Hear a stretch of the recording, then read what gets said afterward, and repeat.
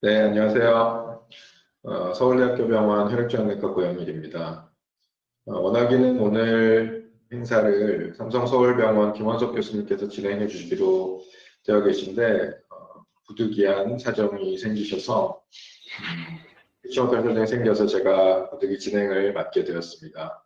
널리 양해를 부탁드립니다. 지난주에 이어서 두 번째 강좌이고 지난주에는 B세포 림프종 그리고 T세포 림프종에 대해서 유익한 강좌를 들으신 걸로 알고 있습니다.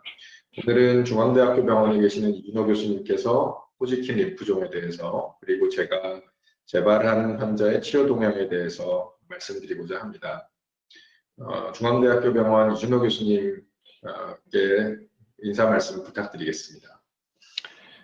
네, 안녕하세요. 중앙대학교 병원 혈액종양내과 이준호입니다. 늦은 시간까지 모여주신 많은 환우분들께 감사의 말씀을 드리고요. 오늘 유익한 정보 많이 얻어가시길 바라겠습니다. 감사합니다. 네, 안녕하세요. 중앙대학교 병원 혈액종양내과 이준호입니다. 오늘 저는 림프종 온라인 공개 강좌 중 호지킨 림프종에 대해서 말씀을 드리도록 하겠습니다. 사람 이름이 들어간 병이 많지는 않은데요. 호지킨 림프종은 1832년도에 영국 의사인 토마스 호지킨이 처음으로 기술을 해서 그 사람의 이름이 붙게 되었습니다. 처음에는 이게 감염성 질환, 결핵이라든지 세균 질환, 그렇게 감염성 질환이라고 생각을 했지만 그 이후로 많은 연구를 통해 이 병이 암이라는 사실을 알게 되었고 그 이후 60년대부터 완치가 가능한 사람들이 최초로, 의사들이 최초로 이제 완치를 얘기할 수 있게 된 그런 병이 되었습니다. 호지킨 림프종의 병리학적 특징, 현미경으로 들여다봤을 때 병리학적 특징은 이렇게 핵이 두 개가 들어가 있는 리드스턴버그 세포가 있는 것이 특징입니다. 부엉이 눈 세포라고 하고 여기 보이시는 대로 이렇게 부엉이 눈처럼 이렇게 둥근 두 가지 핵이 있는 것을 보실 수가 있고요. 전체 종양 덩어리의 1%밖에 차지하고 있지 않기 때문에 호지킨 림프종을 진단하는 것은 쉽지가 않습니다. 많은 조직을 떼어내야지 거기서 아주 일부분에서만 종양세포가 있기 때문에 진단이 늦어지는 경우도 있고 또 환우분에 따라서는 검사를 몇 번 더 하셔가지고 거기서 호지킨 림프종이 진단되신 분들도 많이 계실 겁니다. 하지만 이게 흔한 병은 아닙니다. 전체 암종 중에서 26번째고요. 혈액암 중에서도 한 6, 7번째로 그렇게 흔한 병은 아닙니다. 그나마 이제 서양에서는 전체 림프종 환자들의 한 4분의 1에서 5분의 1 정도가 호지킨 림프종이지만 우리나라에서는 5% 정도. 이것은 이제 최근 통계인데 1년에 전체 림프종이 한 4,600건 정도가 발생했을 때 호지킨 림프종은 한 2,270건, 그러니까 한 5%에서 6% 정도밖에 차지하지 않는 그런 비교적 드문 질환입니다. 역학을 보시면은 여기서는 파란색이 이제 호지킨 림프종인데요. 10대, 20대 때 많이 발생을 했다가 30대, 40대 때 다시 조금 발생하고 5, 60대에서 다시 많이 발생하는 그런 특징을 볼 수가 있고 보시면 알겠지만 전체 림프종 또는 이제 림프구성 백혈병에서 봤을 때 굉장히 좀 드물게 발생하는 그런 것을 알 수가 있습니다. 이제 말씀드린 대로 이게 좀 10대 후반 그리고 이제 5, 60대가 넘어가면서 이제 발생하는 그런 특징을 보일 수가 있고요. 젊은 환자분들이 좀 더 병기가 초기고 예후가 좋습니다.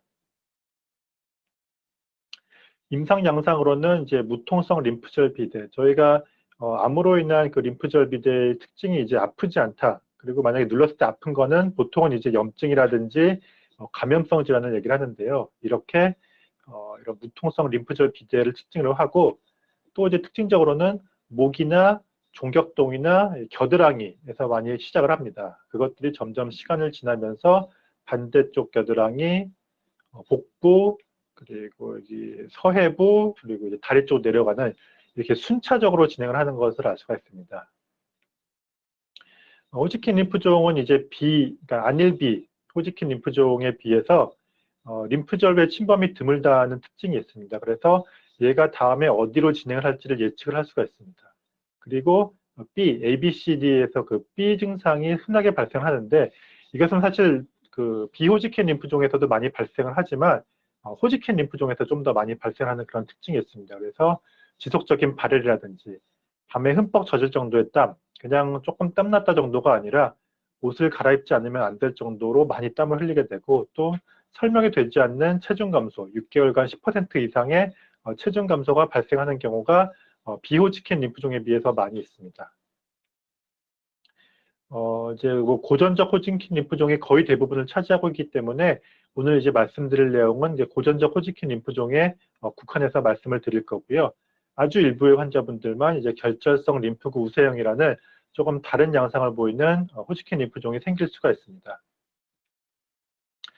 병기는 아마 그 앞에서 그 김원선 선생님 강의에서도 많이 나왔겠지만 이제 한쪽 횡격막을 이제 통틀어서 한쪽에만 있을 경우 이제 1기에서 2기, 반대쪽까지 넘어가면 3기, 그리고 그 림프절 외 기관을 2개 이상 침범했을 경우 이제 4기라고 하고요. 호지킨 림프종은 예후가 비교적 좋은 편이기 때문에 1, 2기일 경우에는 5년 생존율이 90%, 그리고 3기일 경우에는 80%, 4기일 경우에는 그거보다 좀 떨어지는 65% 정도로 저희가 생각을 하고 있습니다. 치료 방법을 결정하는 데 있어서는 환자분의 나이, 그리고 전신 상태, 어떤 질환이 동반되어 있는지에 따라서 달라지고 또 이제 어떤 I형인지 앞에서 말씀드렸던 고전적 타입인지 아니면은 누듈라 림포사이트 프리도미넌트 타입인지에 따라서도 나뉠 수가 있습니다. 고전적 그 호지킨 림프종이 가장 많기 때문에 그것에 대해서만 말씀을 드리자면은 1, 2기는 초기라고 하고 3, 4기는 진행 병기라고 하고 같은 병기 내에서도 몇 개의 림프절 그룹을 침범했는지 그리고 거대 질병, 이제 종격동이 전체 흉곽의 절반 이상을 차지하는지 그리고 ESR 상승 같은 것들이 있는지를 종합적으로 판단해서 치료 방법을 결정하게 됩니다. 우리나라 호지킨 림프종 환자분들은 거의 대부분이 ABVD라는 조합으로 치료를 받으십니다. 아드리아마이신, 블레오마이신, 빈크리스틴, 다카바진 이 4가지 약제를 조합해서 맞고 이 4가지 약제로 출발을 하더라도 중간에는 이 블레오마이신이라는 약은 폐독성이 있기 때문에 이제 좀 줄여가지고 맞는 그런 치료도 많이 하게 됩니다. 그것 외에도 서양에서는 이제 스탠포드 5라든지 BA콥 같은 다른 이제 치료 방법들이 있지만 전체적인 생존의 차이는 없고 또 얘네들이 독성이 심해서 동양인들은 좀 맞기가 힘들다는 그런 점들 때문에 대부분의 환자분들이 ABVD라는 조합으로 치료를 시작하시게 됩니다. 항암 치료는 아마 뭐 다들 받아보시고 난 다음에 이 강의를 들으시는 거기 때문에 이상 반응에 대해서는 잘 아실 겁니다. 하지만 조금 더 나중에 나타나는 이상 반응으로는 백혈병이라든지 골수 이형성 증후군 또 다른 비호지킨 림프종 같은 것들이 생길 수가 있고요.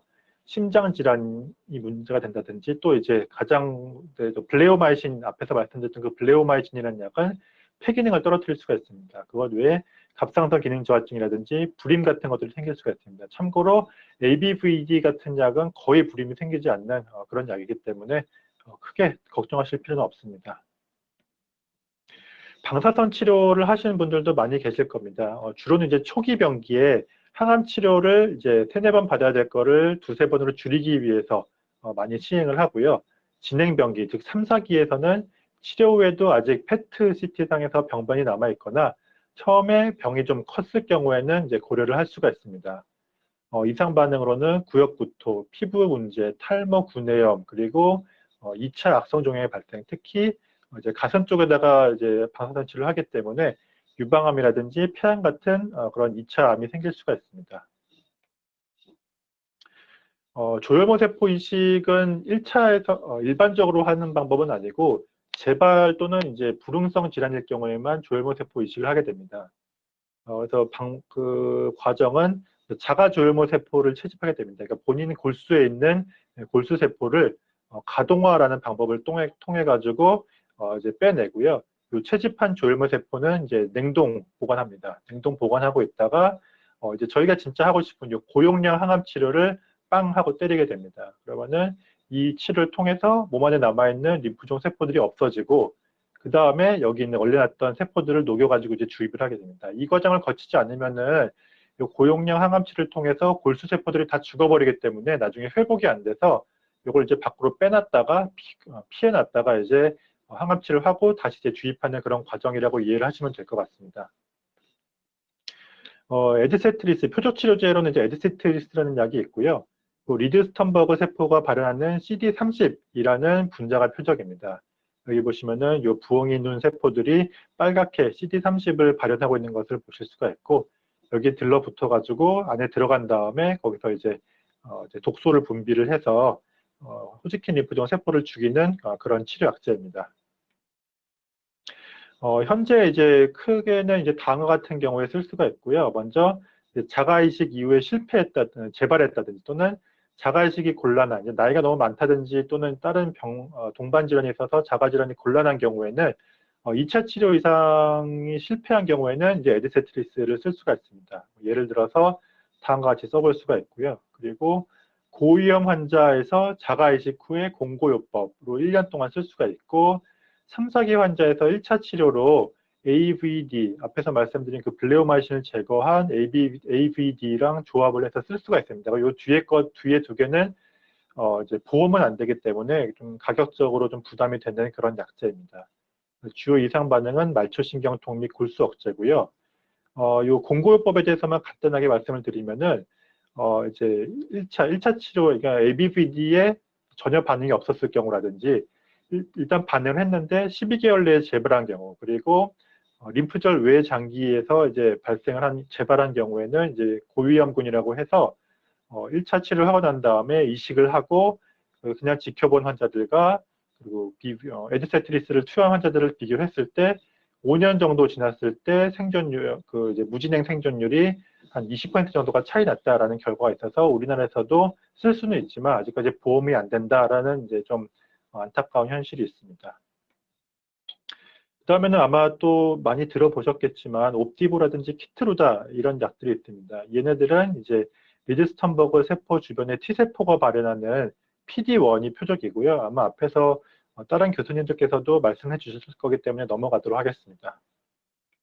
그래서 현재 뭐 옵디브와 키트루다가 이제 호지킨 림프종에서 사실은 가장 이제 효과가 좋다라고 알려져 있고, 하지만 안타깝게도 아직까지 보험은 되지가 않습니다. 환자분께서 본인 스스로 부담을 하셔야 되고 일부 이제 환급받는 그런 식으로 치료를 받으실 수가 있고요.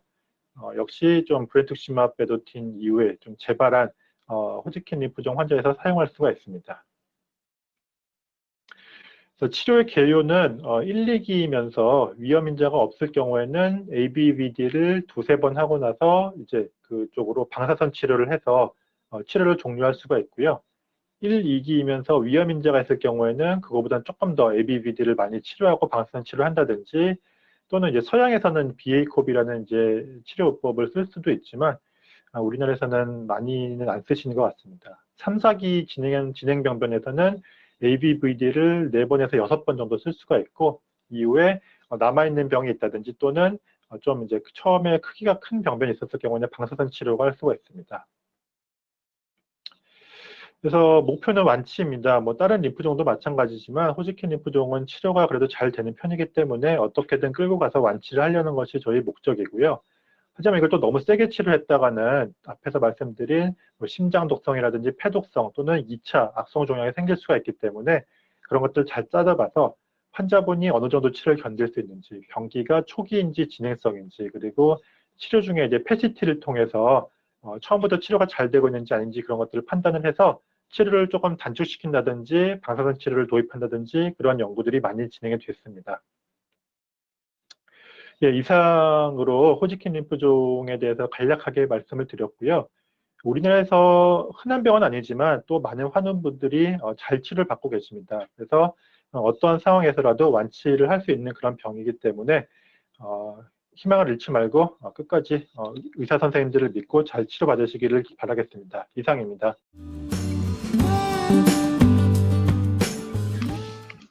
네, 안녕하세요. 저는 재발한 환자의 치료하고 새로운 치료 동향에 대해서 말씀드리겠습니다. 사실 이 부분은 좀 환자분들의 기본적인 이해가 잘 되는 게 필요한데요. 아마 진단받으셨을 때 이제 요즘은 공부를 많이 하시니까 본인의 악성 림프종의 어떤 서브 타입, 이제 A형은 대부분 잘 알고 계시고요. 이것이 지연형이냐, 공격형이냐, 이건 이제 공격형의 일부지만 굉장히 강한 공격형이냐, 이 중에 어떤 종류인지를 파악하면 재발을 맞이했을 때 이 재발이 과연 어떤 상황인지를 아실 수 있습니다. 이게 사실은 어떤 종류냐에 따라서 재발의 의미가 굉장히 다르거든요. 이를테면 이제 공격형이나 이런 강한 공격형 림프종은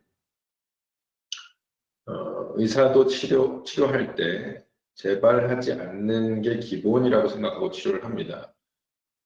그렇지만 반대로 지연형 같은 경우는 치료가 잘 됐다 할지라도 담당 의사 입장에서는 재발을 할 거라고 예상을 하거든요. 뭐 어떻게 보면 약간은 이해가 되지 않는 소리인데 한번 다시 얘기를 해보겠습니다. 그러니까 일단은 지금 이제 앞서 보여드린 슬라이드에서 심한 공격형은 그냥 공격형의 일종이라고 보고 생각을 해보면 지연형 림프종이 한참 있다 재발한 경우가 있고 지연형 림프종이 좀 빠른 시간 안에 재발한 경우가 있을 거고 아니면 공격형 림프종인데 좀 얼마 뒤에 또 느리게 재발한 경우가 있을 거고 공격형 림프종이 빠르게 재발한 경우가 있을 겁니다. 대략은 이 네 가지 카테고리 중에 하나에 해당을 할 것이기 때문에요. 재발을 경험하신 환자분이 있다면 과연 이 중에 나는 어디에 해당하는지를 생각해 보시면 뒤에서 좀 답을 찾으실 수 있습니다. 뭐 대표적으로 이제 소포성 림프종 혹은 뭐 변형부 미세포 림프종 이런 것들이 여기 해당을 하겠는데 한번 뭐 실제 사례를 한번 생각해 보겠습니다. 뭐 여포성 림프종 혹은 소포성 림프종이라고 보면 3년 만에 재발을 했다. 그래서 완치된 줄 알았는데 어떻게 이럴 수 있냐 이렇게 환자분이 말씀을 하시면 의사의 입장은 사실은 담당 선생님은 원래 재발을 할 가능성이 상당히 높았기 때문에 원래 재발을 할 걸 예상은 하고 있었다. 이게 이제 담당 선생님이 아마 답일 거고요. 또 어찌됐건 다시 치료를 해가지고 한 몇 년간 또 평화롭게 살고 그 이후에 재발을 하면 그때 가서 다시 한번 생각을 해보자. 이게 답일 겁니다. 말하자면 이 림프종을 보는 의사들의 입장에서는 지연형 림프종은 유순한 면이 있기는 하지만 뿌리가 잘 뽑히지는 않고 없어졌다가 또 한참 뒤에 나타나는 게 어느 정도 당연하다고 생각하는 면이 있습니다. 이런 경우에는 치료를 어떻게 하느냐? 뭐 정말 오랜 기간 뒤에 재발했으면 몇 년 단위로 오랜 기간 뒤에 재발했으면 예전과 동일한 치료를 다시 해도 약이 들어서 아마 다시 완전반의 상태에 이를 수 있을 거고요. 혹은 사실은 오랜 기간 뒤에 재발했다는 의미는 그 사이에 새로운 약제들이 또 나와서 더 좋은 약제들이 모험이 된다든지 아니면 허가가 되는 것들이 있을 거란 뜻입니다. 그래서 이제 그런 새로운 치료를 하는 게 더 좋을 수도 있고 또 자가이식을 아까 호지킨 림프종에서 이준호 교수님 설명해 주셨는데 자가이식을 해서 이번에는 3년 만에 재발을 했다면 이번엔 자가이식을 해가지고 한 5년 동안은 재발을 안 하게 해보자. 이런 계획을 세워볼 수 있고 행여 운이 좋다면 재발을 안 하게 될 수도 있다. 이런 목적으로 자가이식을 해볼 수도 있겠습니다. 그래서 이런 다양한 옵션들이 있겠고 림프종마다 신약의 허가 상황 그리고 자가이식의 효용성 등을 따져서 담당 선생님과 고려하신 문제입니다. 다른 케이스를 하나 보면요. 이 환자 같은 경우는 제 환자분인데 24살 여자 환자인데 피하에 있는 T세포 림프종이라는 좀 드문 종류의 T세포 림프종인데 일반적으로는 저희가 공격형으로 생각을 하기도 하는데요. 이 환자는 공격형이라고 생각을 하고 일반적인 패턴대로 강한 항암요법을 했는데 없어진 것 같더니 금방 또 2달 만에 재발을 했어요. 그래서 이거는 안 되겠다. 그리고 또 더 강한 항암요법을 한 다음에 자가이식을 했는데 또 재발을 한 달 만에 했습니다. 그래서 제가 이제 이 경우는 고민에 빠진 거예요. 이게 제목은 원하기는 좀 공격형이라고 되어 있지만 실제 이 환자의 경우는 지연형인 건 아닐까라고 생각을 해서 치료 방침을 바꿨습니다. 세게 하지 말고 그럼 한번 약하게 다뤄보자, 약하게 길게 다뤄보자라고 해서 이 환자는 경구 먹는 약으로 약하게 다뤘더니 점점점 병이 없어져서 그 이후에는 지금 4년 이상 병이 없는 상태로 아주 행복하게 지내고 있습니다. 최근에 이제 결혼을 생각하고 있는 그런 환자가 있어요. 그래서 이렇게 이제 지연형인데 빨리 재발을 했다고 하면 둘 중에 하나입니다. 굉장히 좀 안 좋은 경우일 수도 있고, 그렇지 않으면 뭔가 치료의 방침을 좀 아예 획기적으로 바꿔보는 시도를 통해서 좋을 수도 있습니다. 그 다음은 이제 공격형 림프종에 대해서 좀 보겠습니다. 거대 미만성 B세포 림프종 혹은 면역부 T세포 림프종, 이런 흔한 림프종들이 여기에 대부분 해당을 하죠. 공격형 림프종은 기본적으로 목표 완치입니다. 이 공격형들은 대부분 뭐 아니면 돕니다. 무슨 얘기냐면 잘 치료가 되면 완치고 재발이 별로 없는 거고, 만약에 완전반에 이르지 못하거나 혹은 빨리 재발을 하고 하면 금방 병이 진행을 해서 생명에 좀 위험할 수가 있습니다. 이런 사례를 한번 볼게요. 변형부 T세포 림프종으로 6번 항암 치료를 해서 완치가 된 줄 알았는데 4년 만에 재발을 했다. 그러면 이 경우는 꽤 오랜 시간이 흐른 뒤에 재발을 한 경우거든요. 그러면 이 6번 항암 치료한 게 좀 부족해서 조금 남아있던 게 재발했나 보다 이런 생각을 할 수가 있고, 그러면 한번 이번에 더 세게 치료를 해서 완치를 다시 노려보자. 이런 치료 방침이 가능합니다. 이때는 역시 아까 이준호 교수님 말씀하신 자가이식을 쓸 수가 있겠죠. 자가이식이라는 기본적으로 초고용량 항암 치료이기 때문에 고용량 항암 치료를 환자가 견딜 수 있도록 도와주는 그런 치료법이 자가이식이기 때문에요. 이건 이제 치료 강도를 높이고 싶을 때 한번 시도해 볼 수가 있습니다. 자, 다른 경우 이런 경우도 있습니다. 이를테면 거대 미만성 B세포 림프종으로 6번 항암 치료 받았고 괜찮다고 생각했는데 10개월 만에 갑자기 경련을 했고 응급실에 갔더니 뇌수막에 재발을 했다. 이런 경우는 사실은 병이 완전히 재발한 거랑 조금은 다릅니다. 그러니까 이제 중추신경계 재발은 중추신경계, 우리 머리 쪽은 항암제가 잘 투과가 안 되기 때문에 암세포들이 좀 도망갈 수 있는 영역이거든요. 중추신경계를 제외하고는 깨끗하다고 하면 중추신경계에만 잘 들어가는 약들로 완치를 노려볼 수는 있습니다. 그 다음에 이제 간혹이긴 하지만 저희가 이제 동종이식이라는 것도 림프종 환자에서 사용하게 되고요. 동종이식은 어찌됐건 처음부터 쓰는 경우는 없지만 재발한 세팅에서는 경우에 따라서 잘 활용할 수가 있는데, 이 경우는 이 남의 면역세포는 어찌됐건 암세포를 공격하는 그런 면역적인 작용을 할 수 있기 때문에 이런 동종 이식을 통해서 새로운 치료 방법을 노려볼 수도 있습니다. 자, 그 다음은 이제 가장 좀 어려운 케이스를 볼 거고요. 이를테면 공격형인데 굉장히 빨리 재발한 경우입니다. 58세 남자 환자분인데 배 검사를 했더니 거대 미만성 B세포 림프종이 발견됐고 항암 치료 한번 했는데 덩어리가 더 커졌고 또 다른 항암 치료했는데 여전히 안 됐고 더 커졌다. 말하자면 재발이라고 표현했지만 사실은 불응성인 그런 환자고요. 항암제 2종류나 해봤는데 잘 안 되는 겁니다. 이런 종류는 사실은 기본적으로 항암제 거의 안 되는 종류라서 예후가 매우 안 좋을 가능성이 높고요. 실제로 이 환자분도 사실 오래 살지 못하셨습니다.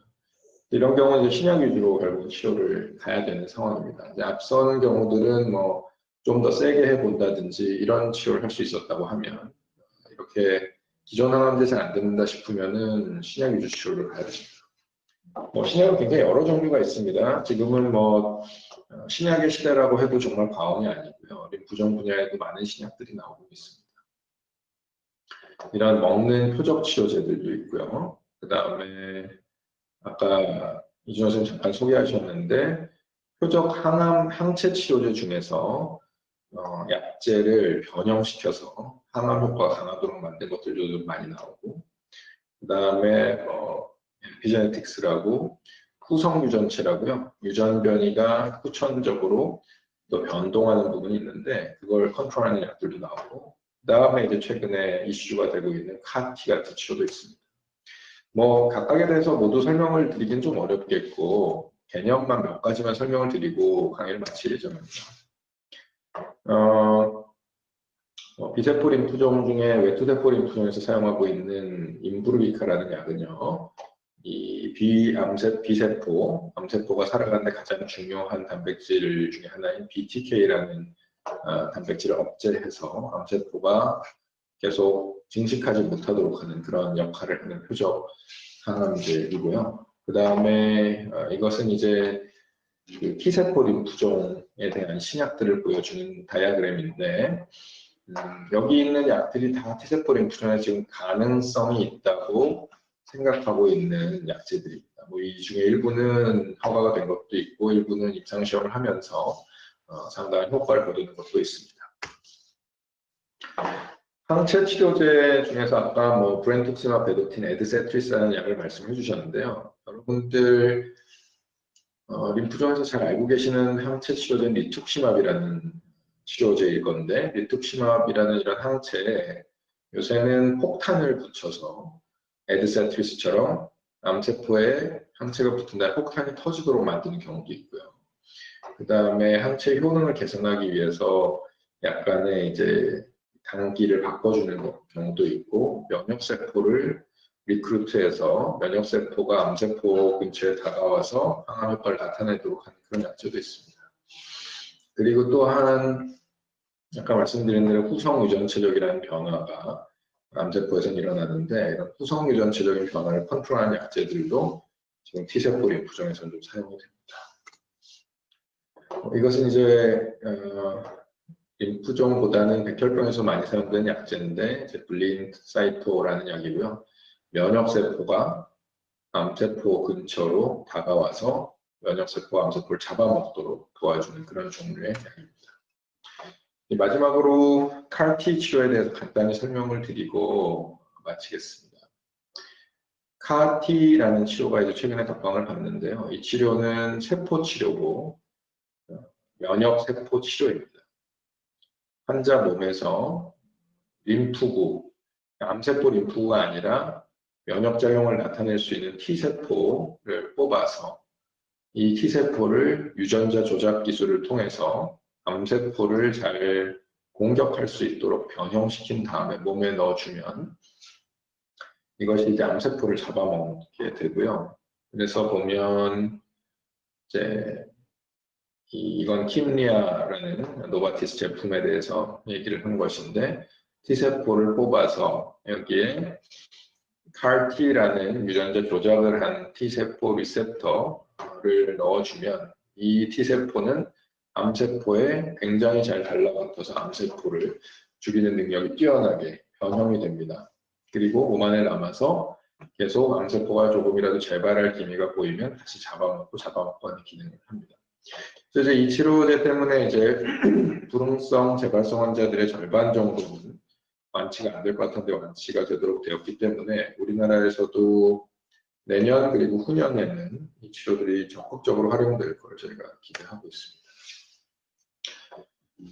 암세포를 공격하는 굉장히 여러 가지 치료제들이 개발 중이고요. 면역 치료제, 체크포인트, 사실은 이런 체크포인트 쪽은 림프종에서는 많이 활성화되지는 않았는데 그런 치료들이 개발이 되고 있습니다. 그래서 제가 이 방대한 신약에 대한 영역을 다 커버를 구체적으로 할 수는 없지만요. 제가 당부드리고 싶은 것은 전문 지식이 절대적으로 필요한 영역이기 때문에 담당 교수님하고 충분한 상의를 하고, 다만 환자 보호자 유식할수록 대화의 수준도 높지만 이제 더 많은 옵션들에 대해서 담당 교수님하고 논할 수 있습니다. 공부 많이 하시면 도움이 되고요.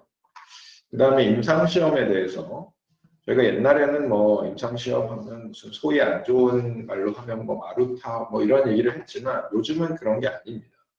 임상시험에 들어오는 것은 사실은 특히나 완치가 어려운 세팅에서의 환자분들한테는 굉장히 새로운 기회를 얻는 면도 많기 때문에 새로운 희망이라고 저는 보고요.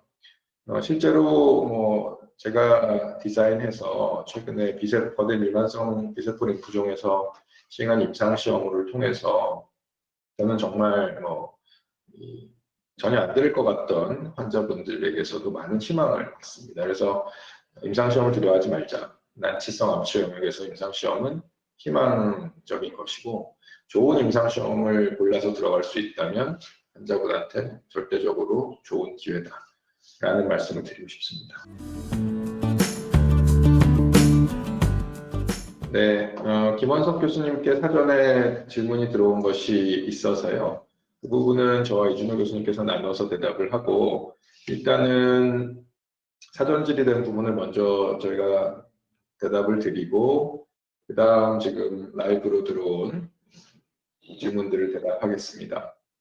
첫 번째 질문과 두 번째 질문은 이준호 교수님께서 답변을 주시겠습니다.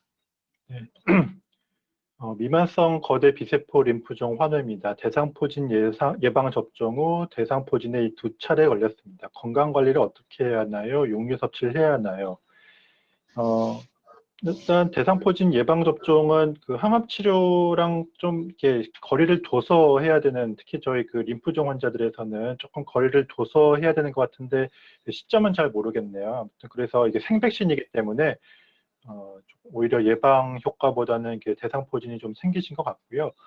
건강관리에 있어서 따로 왕도가 있거나 그렇지는 않습니다. 너무 뭘 피한다기보다 일상적인 생활을 잘 하시고 식사도 적절하게 뭐 야채, 고기, 채소 골고루 다 드시고요. 특히 이제 육류 섭취에 대해서 많이들 여쭤보시는데 그 항암 치료를 하시면서 특히 림프종에서 항암 치료 하시면서 알약, 스테로이드를 오랫동안 드셨을 겁니다. 열알씩 드시는 거. 그게 굉장히 근육을 빠지게 하는 그런 약이기 때문에 적절하게 단백질을 많이 섭취를 하시는 게 일상생활에 복귀하시는데 굉장히 중요합니다. 그래서 육류 섭취에 대해서는 너무 스트레스 받지 마시고 드시고 싶은 만큼 열심히 드시면서 운동을 잘 하시는 게 좋을 것 같습니다. 다음은 소포성 림프종으로 2주 전에 1차 항암 치료를 마쳤습니다. 항암 치료 이후 주의가 필요한 음식은 무엇이며 곰탕 같은 음식을 먹어도 되는지요? 소포성 림프종 아마 이제 리투크시맵 그 맙테라와 이제 뭐 벤다무스틴 또는 이제 다른 항암 치료를 하셨을 것 같은데요.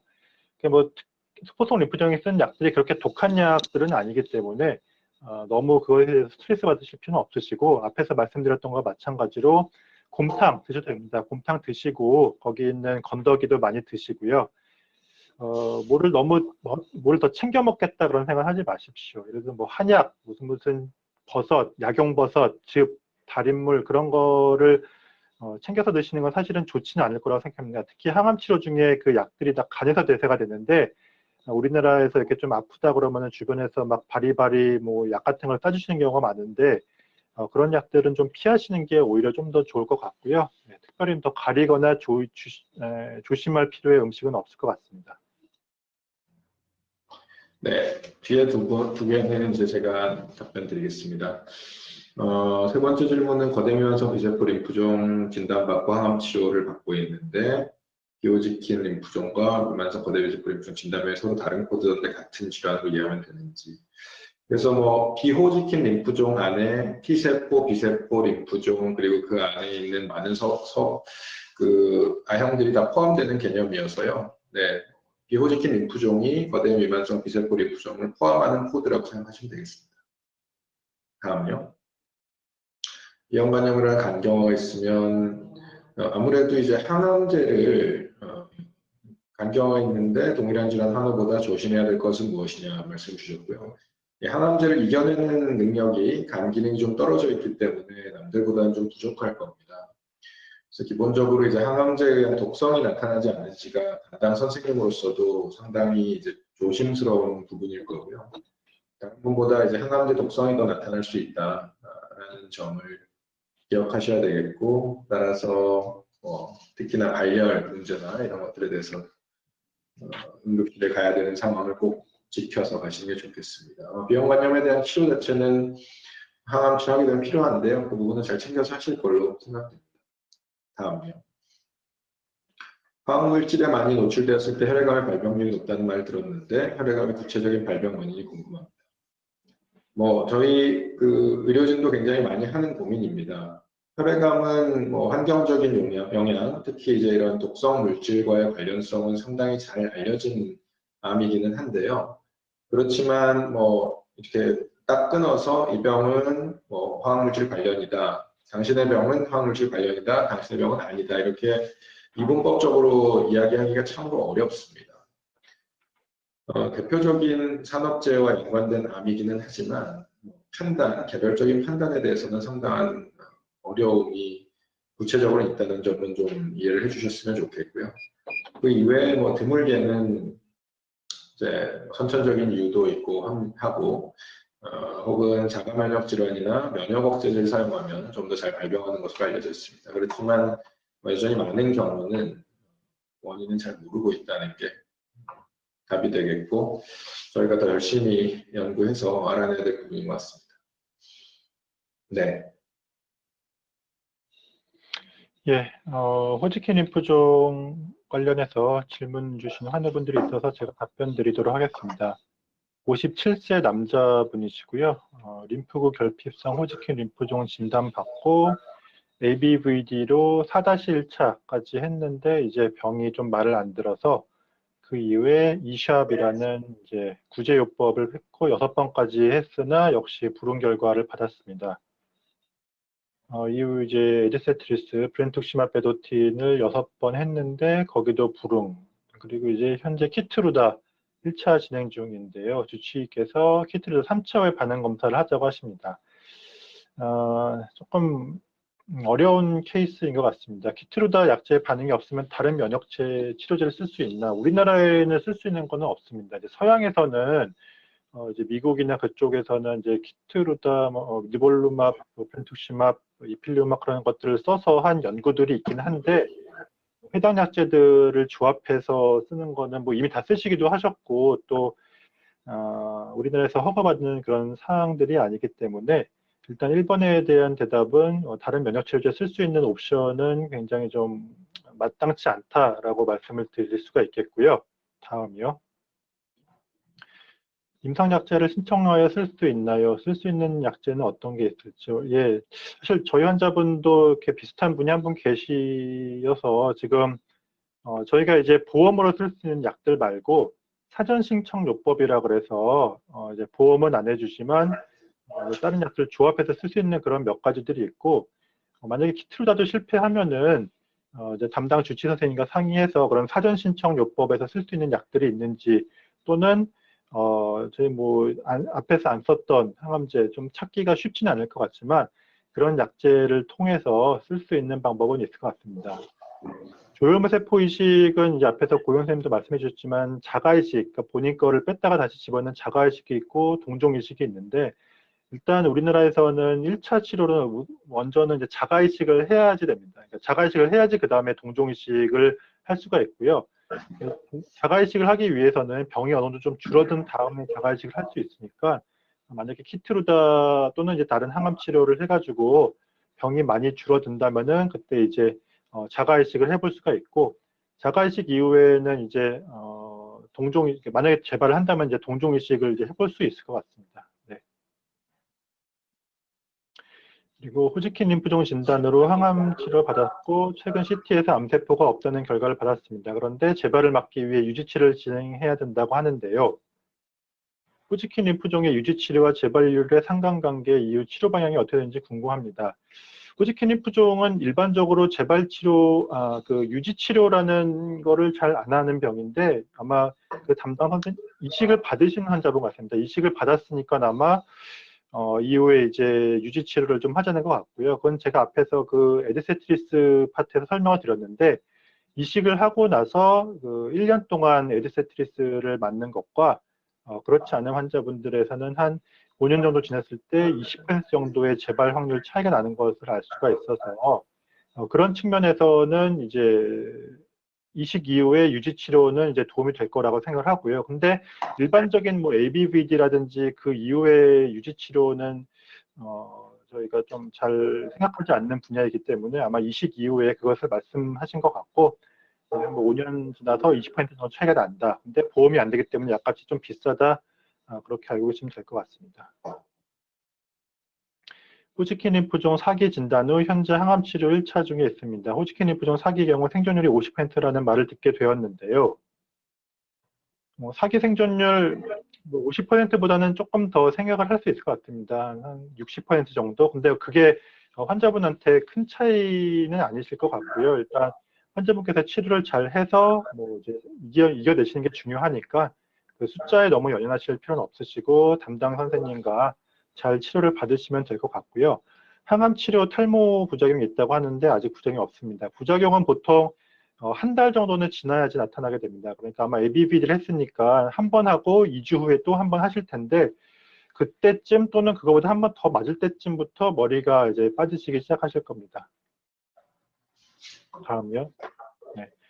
올해 초 호지킨 림프종 판정을 받았습니다. 항암 치료 2주 간격으로 12번. 그러니까 ABVD를 말씀하신 것 같습니다. ABVD를 6사이클까지, 이건 이제 두 번 맞는 걸 하나로 치기 때문에 6사이클까지 하시겠다고 했습니다. 근데 12번을 무조건 진행해야 되는 건지, 결과가 좋아서 단축될 수 있는지 궁금합니다. 처음부터 아마 12번을 말씀하신 거를 봐가지고는 조금 이제 3, 4기 정도의 진행된 병기라고 생각이 되고요.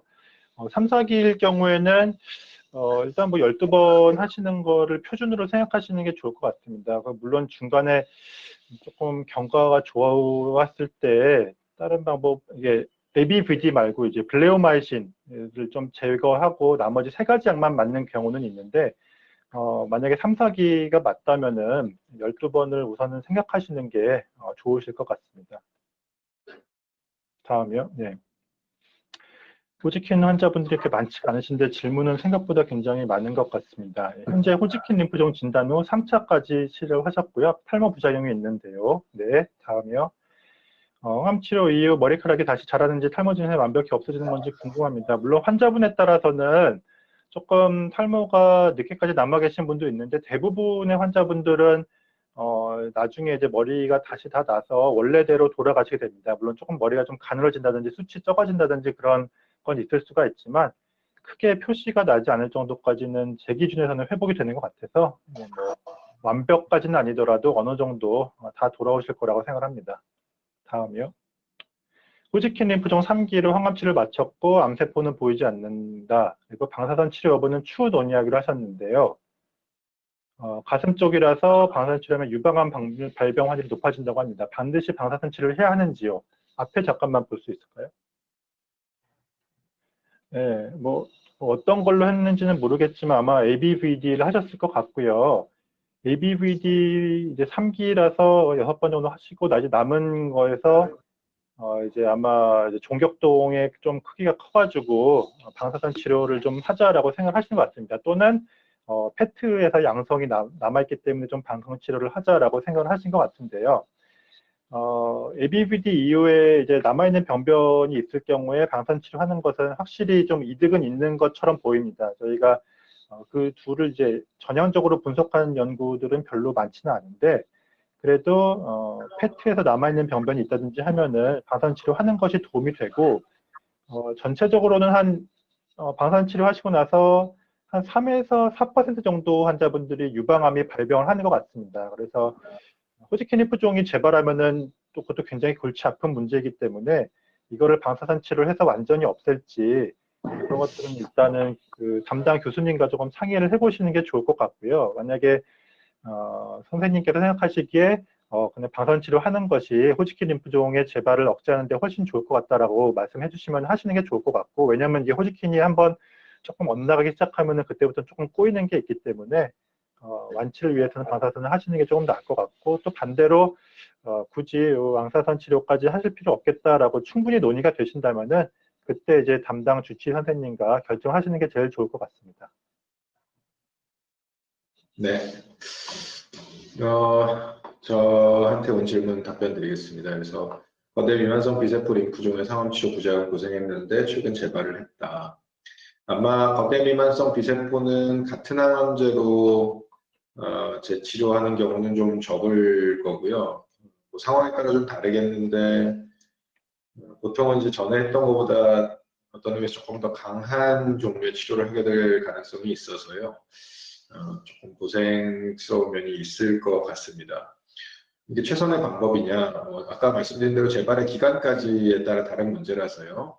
빠르게 재발했다고 하면 이게 최선의 방법이 아니고 다른 신약 부분을 좀 찾아봐야 될 수는 있겠는데, 뭐 이를테면 한 3, 4년 만에 재발을 했다고 하면 좀 고생스럽지만 강한 항암 치료를 받아보는 게 다시 한번 완치를 노려볼 수 있는 기회라고 봅니다. 다음요. 소포성 림프종 재발했을 때 신약 중 사용할 수 있는 약이 있는지 궁금합니다. 말씀 주셨고, 어느 시기에 첫 치료를 받으셨느냐에 따라 많이 다르겠습니다. 소포성 림프종은 지금 계속 이제 허가되는 요법이 추가되고는 있어서요. 벤다무스틴이나 아니면 사이바나 그리고 레날리도마이드나 이런 약제들이 사용할 수 있는 환우 여러분께서는 이제 신약이라고 받아들일 수 있는 부분일 것 같고요. 이제 언제 첫 치료를 받았느냐, 무엇을 첫 치료를 받았느냐에 따라서 그 옵션들이 좀 다를 것 같습니다. 물론 보험에 대한 여부는 좀 다른 문제입니다. 다음요. 거대 유연성 비세포 림프종 진단받고 알차 6번, 치료 후 유지치료, 그러니까 6번을 다 마치고 재발해서 신변 다음 치료 중이다. 말씀 주셨고요. 다음. 또 재발하면 어떻게 되느냐. 사실은 제가 보니까 좀 체력이 많이 약한 분이신가 봐요. 그래서 벤다무스틴으로 첫 번째 재발에서 이제 치료하는 경우는 특별한 상황이 있을 때 그런데 체력이 약하시던지 아니면 고대 미만성 비세포 전에 소포성에서 진행한 경우든지 아니면 다른 림프종에서 진행한 경우든지 이럴 때 많이 사용을 하게 되고요. 또다시 재발하면 이게 상황이 너무 다양할 수 있어서요. 얘기가 좀 다를 것 같습니다만 두 번째 재발부터는 사실은 신약 쪽을 적극적으로 알아보는 게, 임상시험 쪽을 알아보는 게 도움이 되지 않을까 생각이 됩니다. 재발 막기 어떻게 해야 되느냐. 아까 이준호 교수님께서 이제 처음 대답해 주신 생활요법 중에 어떤 게 좋으냐 같은 그런 질문인데요. 안타깝게도 평소의 생활을 어떻게 해야 재발이 안 되느냐, 이에 대해서는 저희가 명확히 알고 있는 바는 없습니다. 규칙적인 수면, 건강한 식사 습관, 이런 것들 아주 원론적인 얘기지만 그런 게 그나마 도움이 되지 싶습니다. 다음 주세요. 42세 남자고 소포성 림프종 3기, 항암을 8번 2018년에 했는데 유지치료 후 무탈이 지내고 있습니다. 다음요. 재발할 경우에 어떤 치료법을 쓰게 되느냐. 네, 말씀드린 그대로입니다. 그래서 보니까 8번 하셨다는 걸로 봐서는 벤다무스틴은 사용하지 않으신 것 같고요. 어느 시점에 재발하느냐에 따라 상당히 다르긴 할 텐데 재발한 경우에는 아마 벤다무스틴 기반의 치료를 하시게 될 가능성이 있고 보험 급여 문제가 좀 있기는 할 텐데요. 만약에 매우 오래 후에 재발한다면 원래 하셨던 항암요법을 다시 하는 것도 방법입니다. 지금은 요법 중에서 이제 가장 최근에 허가받고 저희가 이제 항암 효과가 좋다고 생각하는 요법은 가사이바 벤다무스틴 요법이 되겠습니다. 다음요. 마지막 질문 같습니다. NK T세포 림프종 2009년에 있었고 2017년 8년 만에 재발을 해서 다시 치료했는데 지금은 괜찮으신 모양입니다. 다음 주세요. 몇 년간 지속적으로 추적 관리해야 되느냐. 사실 8년 만에 NK T세포가 재발한 건 상당히 이례적인 일이고요. 5년 정도 재발 안 하면 그래도 우리가 안정적으로 생각하는데 상당히 특별한 케이스인 것 같습니다. 첫 재발이 8년이었기 때문에 제가 볼 때 최소 8년 이상 지속적으로 추적 관리 하셔야 될 것 같고, 그 다음에 계속해서 재발되느냐는 질문에는 NK T세포 림프종은 원래 공격성입니다. 그래서 계속 재발되는 경우는 상당히 예후가 불량한데요. 환자분 같은 경우는 8년 만에 재발했기 때문에 이번 치료를 어떻게 받으셨는지 모르겠지만 또 한참 괜찮을 가능성이 높아 보이고, 다만 나중에 올해 뒤에도 다시 재발할 가능성은 또 있겠습니다. 약이 발전하는 걸 믿고 좀 병원 다니시면서 재발했을 때 다시 생각해 봐야 될 것 같습니다. 네, 사전 질문은 네, 재발의 전조 증상과 재발 후 최상의 몸 관리 방법. 네, 이건 일괄적으로 말씀드릴 수는 없는 부분인 것 같고요. 몸 관리 방법은 거듭 이준호 교수님도 그렇고 저도 그렇고 말씀드렸다시피 저희가 뭐 아주 원론적인 이야기 이상을 하기는 좀 어려운 것 같습니다. 라이브로 들어온 질문들이 있어서 몇 가지 좀 대답을 드리려고 하고요. 질문 중에 호지킨 인프종 질문이 몇 개 있고 대부분이 비호지킨인데 제가 몇 가지 대답을 할 수 있는 걸 드리겠습니다.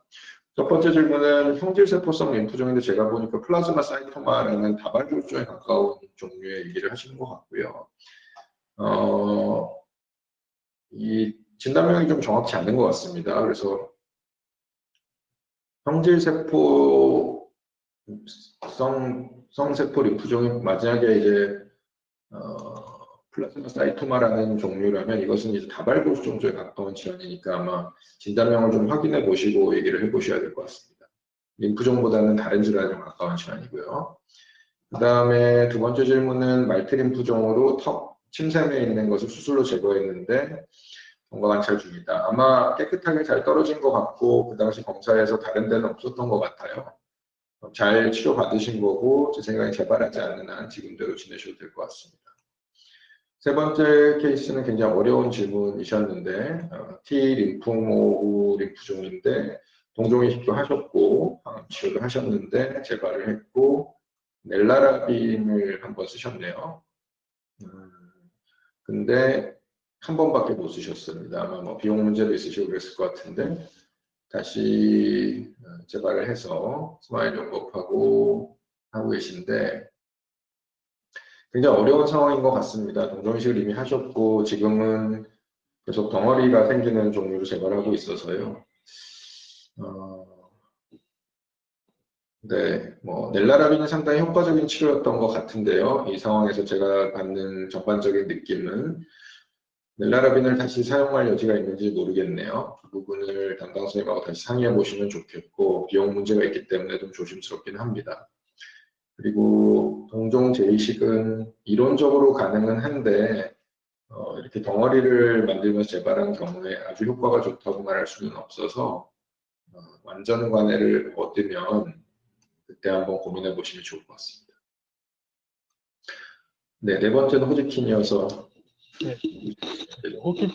아마 비증상이 있었고 종격동에 이제 6, 7cm 정도의 종양 그리고 갑상선 주변에 종양이 있었다고 하신 걸 봐서는 2기 정도라고 생각할 수 있는 것 같습니다.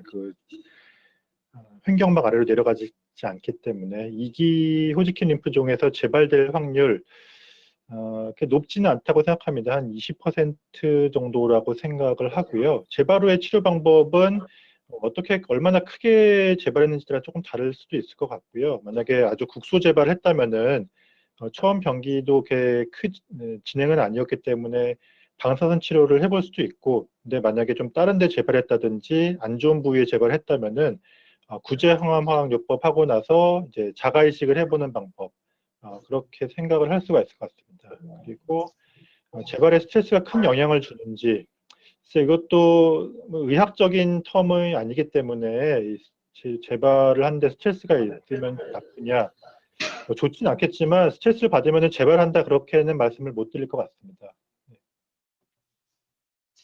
네, 다음 질문은 뭐 보니까 질문 5번은 소림프, 림프종 골수에 암이 있다는 걸로 봐서는 CLL 이라는 병인 것 같습니다. 그래서 뭐 치료를 안 해도 되는 거는 굉장히 다행인 것이고요.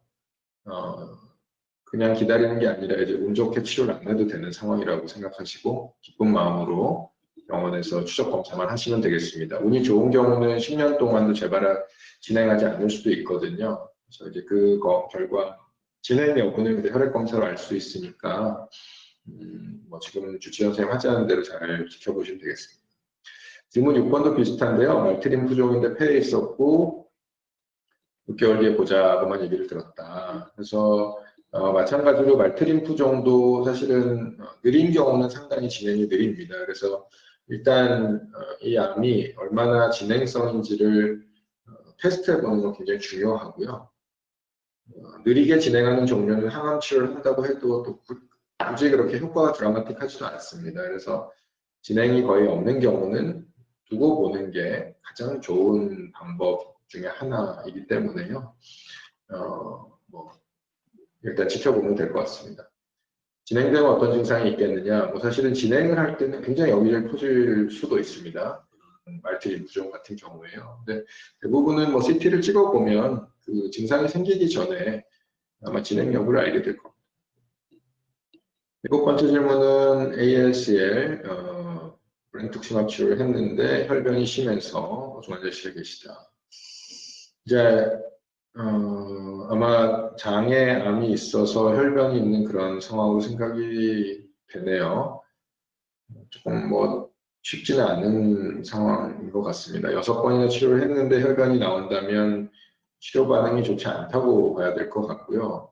치료가 반응이 뭐 계속해서 더 나타나는 경우는 있지만 3차나 4차까지 치료 반응이 전혀 없었는데 6차, 7차를 한다고 치료 반응이 나타나는 경우는 드뭅니다. 그래서 좋아지기 시작하면 거듭할수록 계속 좋아지는 경우는 있으나 만약에 6차까지 했는데 실제로 혈변이 암 때문이 확실하고 반응이 없는 것이라고 한다면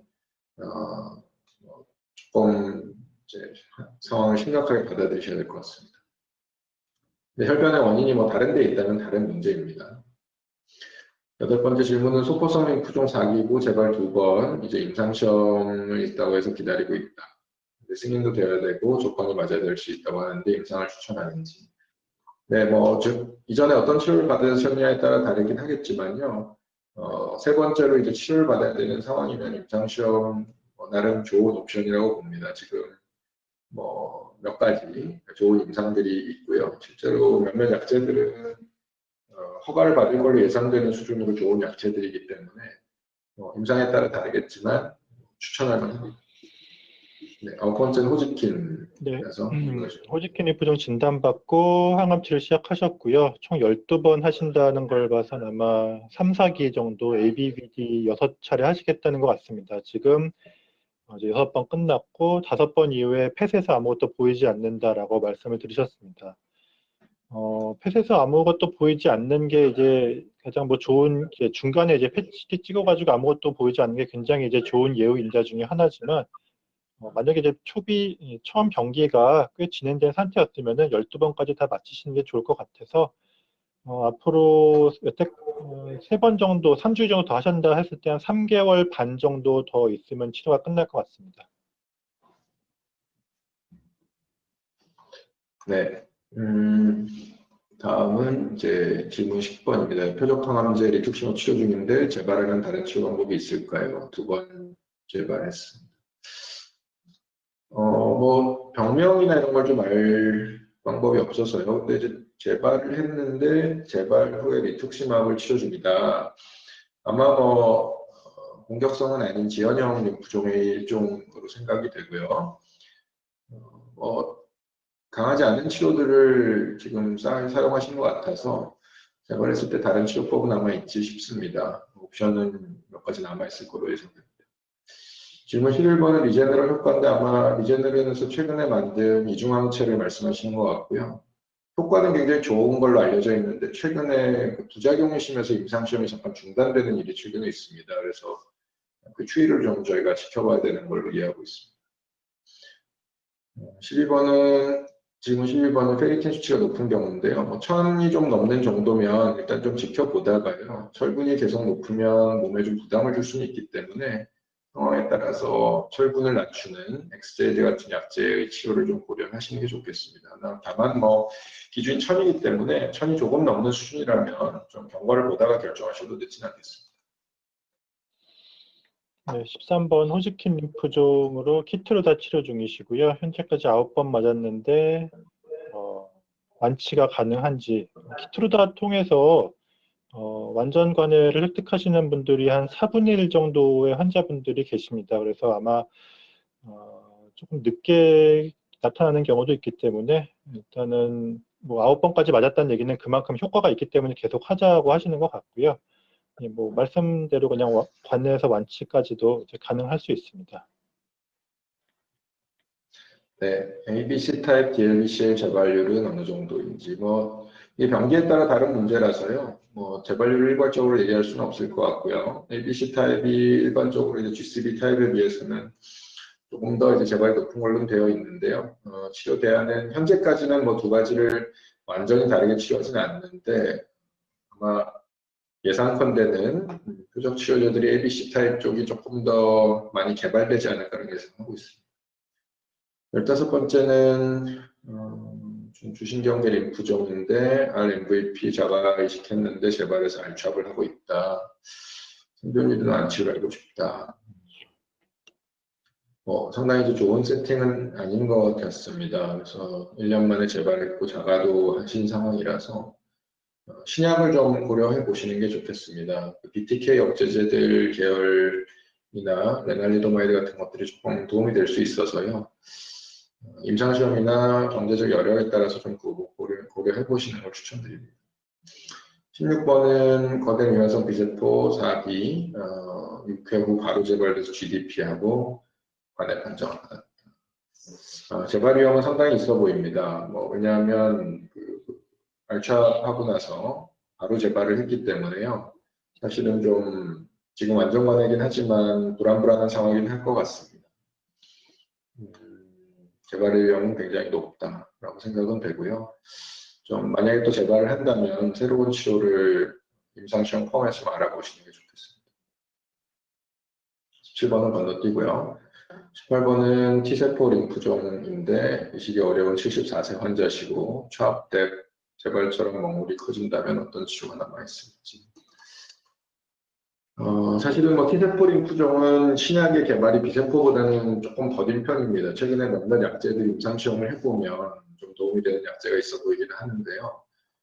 지금 일단은 몇 가지 확인을 해보시는 게 좋겠습니다. 브렌투크스나 베도킨 같은 에드세트릭스를 쓸 수 있는 상황은 아닌지 이런 걸 좀 알아보시고요. 만약에 보험이 안 돼서 좀 그렇긴 하지만 허가되어 있는 신약 중에는 폴로이틴이나 이런 약제들도 경우에 따라서 좀 사용을 할 수가 있어서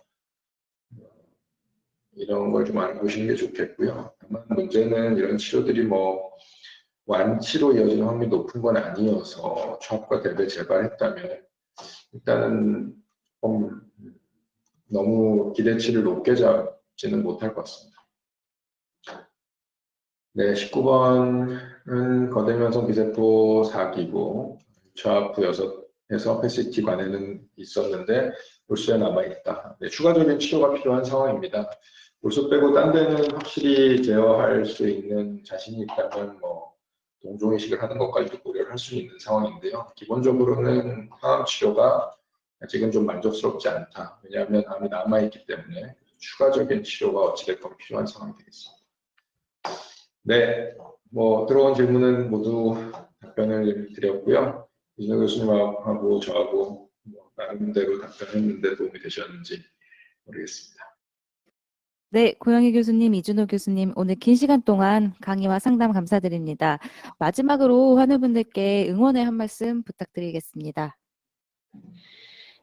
네,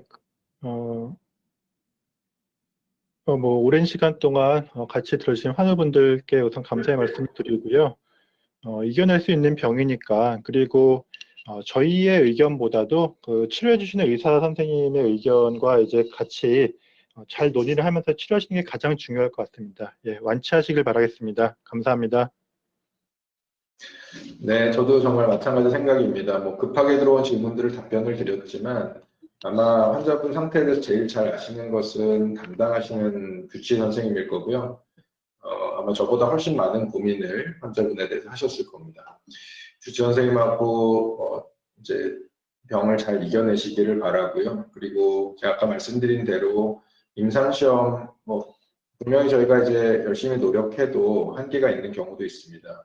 임상시험에 대해서는 너무 부정적인 생각보다는 치료 방법이 없다고 생각할 때 또 새로운 희망이 될 수 있으니까 적극적으로 임상시험에 고려하시는 것도 경우에 따라 도움이 됩니다. 네, 환우분들 기운 내시기 바랍니다.